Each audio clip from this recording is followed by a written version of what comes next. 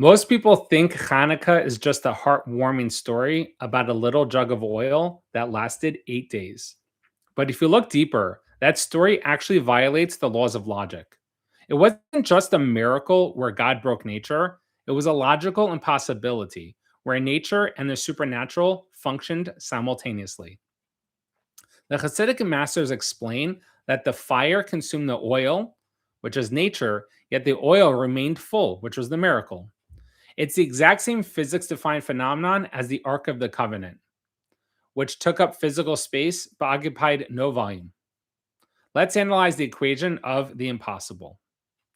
I'm going to use my handy dandy good old reference notes here as we go ahead with this class. So the classical question is, why is there 8 nights of Hanukkah? There's enough oil to burn for one night, but only 7 nights, therefore only 7 nights would be miraculous. Which night was according to nature? Was it the first night or the eighth night? And which oil was natural and which was a nace, which was a miracle? So these are classic questions. The Beis Yosef had 3 terutzim, 3 main ones. The first, 3 answers. The first was each night was only 1/8 of the amount of oil that was poured. So the problem with that is you're relying on Hashem to make a miracle because you're only pouring 1/8. But the halacha is you should have the whole thing full. And the fact that you only put in 1/8 is saying, okay, a miracle is going to happen. So this essentially saying that the oil had a different quality. It burned for 8 times longer. The second answer that the Beis Yosef gives was the oil was filled completely in the cups, yet the jug remained full. And therefore, the other 7 nights, the oil was available to burn. But the problem is this, the oil burned at a regular speed, but there's 8 times as much. So once again, you are relying on a miracle. So that's the problem with his second answer. This is all, by the way, from a class from Rabbi Paltiel given over from Masicha. And third, the oil was filled completely in the cups. The jug was emptied. And in the morning, they came back and they saw oil in the cups. So it seems to imply that the oil miraculously the oil miraculously refilled in the cups on its own after the last drop was being burned late at night / early in the morning. So the oil burned at regular speed, but there was 8 times as much. So similar to the previous one. So the 3 famous answers from the Beis Yosef and the problems with them. The Taz then says, if the 3 answers are true, then it should have been mentioned in the Chazal. Like, where did you come up with these answers?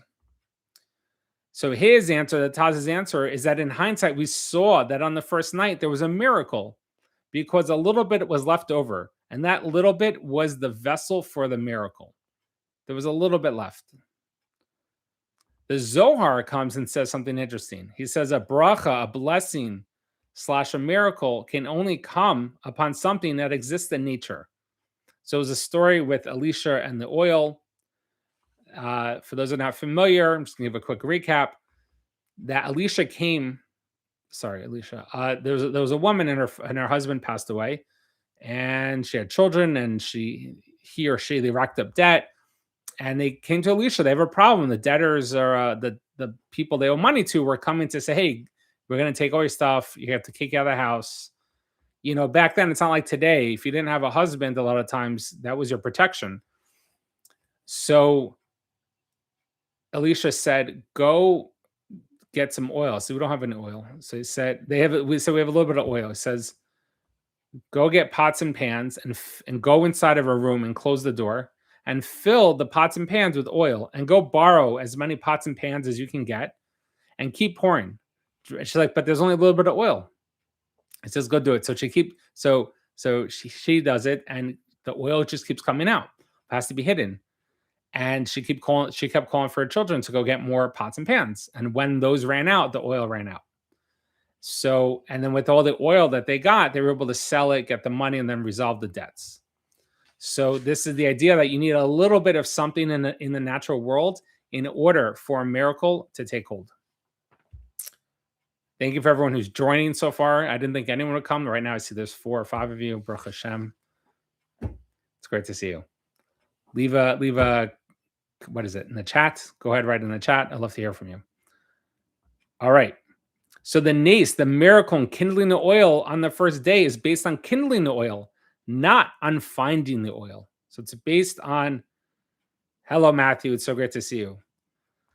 It is B. You're the number one top commenter now, my only commenter ever. All right.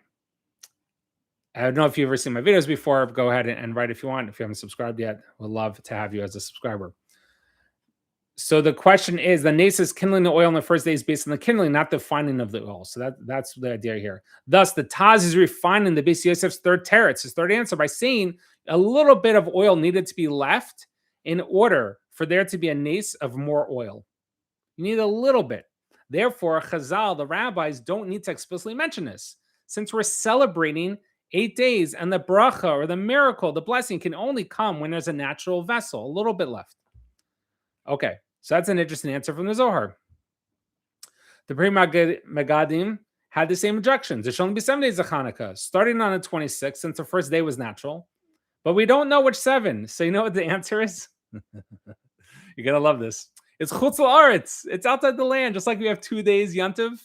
2 days Yantiv for Chanukah, like Chol Moed, which gets the problems here. Shemini Atzeres, you're in the sukkah, you don't make a bracha, but you don't shek lulav esrog, and the whole the prayers are different, but that's a topic for another time. I have questions on that. I never got a satisfactory answer for. If anyone halachic authority want to let me know. Okay, other opinions. The 25th is on the victor of the enemies. So it's another, that's why 8 days. You have 7 days of oil, then you have, okay.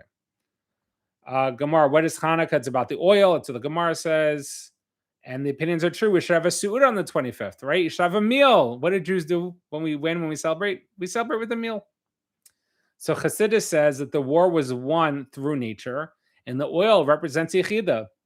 The Yechida is the innermost point. There's 5 levels of the soul: Nefesh, Ruach, Neshama, Chaya, and Yechida. Yechida is the highest level. Those correspond to action or like existence. Then Ruach would be emotions. Neshama would be intellect.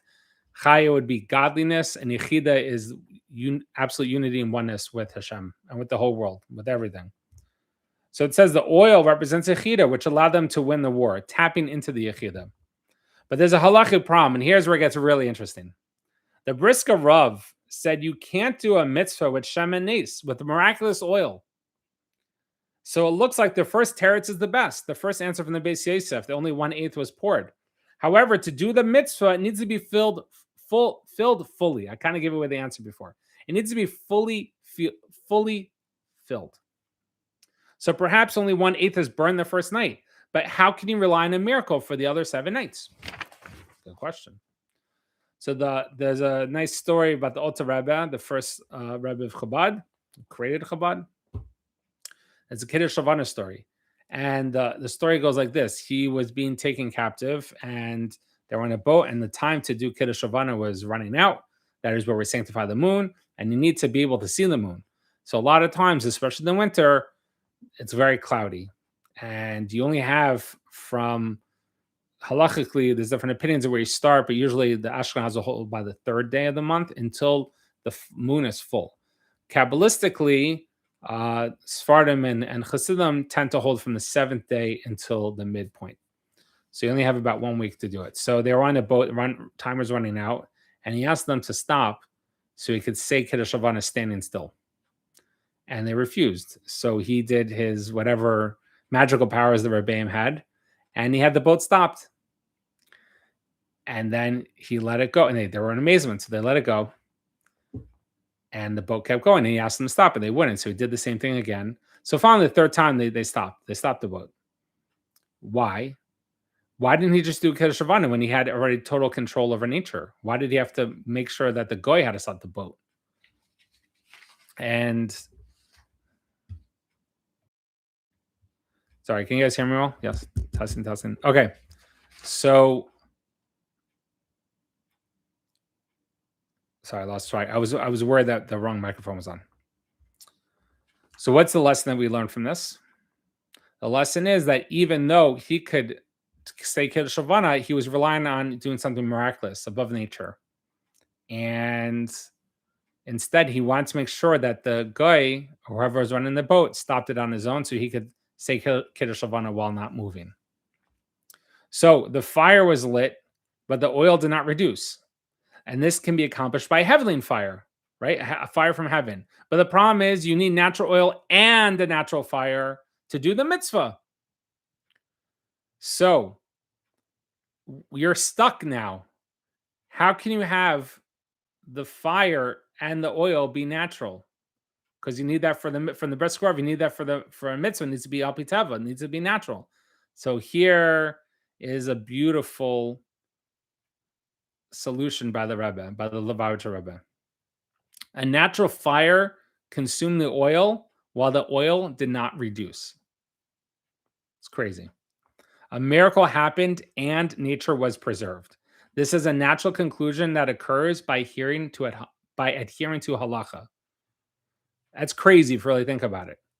The fire was a natural fire burning the natural oil, and it was both being consumed and not consumed at the same time. So this gets to a famous question. It's similar, but a question of the Kabbalists versus the philosophers. Are there actions that God can't perform? Right? Because that's sort of the realm we're getting into now. For example, can God make a rock too heavy he even can't lift? If you want to type in the chat what you think on that, it's a famous philosophical question. And the philosophers say no, because God's limited by nature. So Matthew wrote, when God is all that is there, because God's one nature becomes something incomprehensible more than nature. Beautiful insight. So the philosophers say no. Where the Kabbalists say God can do things you can't even imagine. So essentially they say, the philosophers say the essence of God is seichel, is thought, is logic, is reason. And therefore he's bound to the rules of logic and reason. The Kabbalists say that God created seichel. He's above it. Therefore he's not bound by the rules of logic and reason. So the answer the Kabbalists essentially say is that God can create a stone so heavy even he can't lift it and can lift it at the same time because he's not bound by logic. There is a tradition, Masoras Madeni Osenu, there's a tradition from our forefathers that says Makom Aron Eno Min Hamida, that the space taken up by the Aron is not included in the dimensions of the Holy of Holies. This is from Masechta Yoma 21a. That two opposites can occur at the same time. What's that mean? The Kodesh Kodeshim, let's see if you can see this diagram there. See that?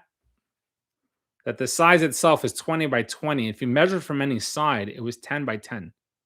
But the problem is that if you measure the Aron itself on one dimension, it was 2.5 by 1.5. So you're essentially getting 10 plus 1.5 plus 10 equals 20. See the problem? So it took up no space. It took up space and zero space at the same time. It was an impossibility. It's not a niece, it's an impossibility. So if the room would stretch or the Aron would shrink, that would be a niece. But the fact that it all happened together shows you it's something beyond a niece. It's an impossibility. So the prerequisite for the impossibility to exist is for the Kodesh Kodeshim to be exactly 20 by 20 and for the Aron to be exactly 1.5 by 2.5. That's a requisite for the impossibility to occur. And the Kedusha, the holiness, comes only by adhering to halacha, which becomes a vessel for the impossibility to occur. So you had to light the menorah according to halacha with a natural fire burning natural oil. And without this, there wouldn't be the mitzvah. And without the mitzvah, there wouldn't be this impossibility. So that's a crazy insight. So looking back on the three answers of the Beis Yosef, there are actually three levels of niece. The quality of the oil, the first one, which we said that only 1/8 of the oil was poured. The quantity of oil, where you would have it 8 times as much. And the third is that the third answer, which looked originally like the second answer, that oil was completely in the cups and the jug was emptied. In the morning, it came back and they saw oil in the cups.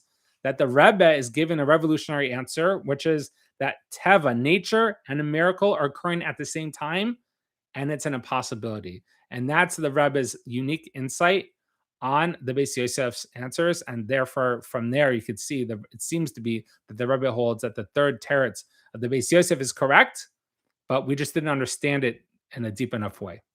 If you enjoyed it, let me know in the comments. Thank you, Matthew, for your comments. My first ever live stream. So let me know what you think. And I'm curious to see how it goes after the live stream is over and YouTube sends it out. Usually I do things much more produced, but trying something new. Have a great Chanukah. Thank you so much. Zagazan.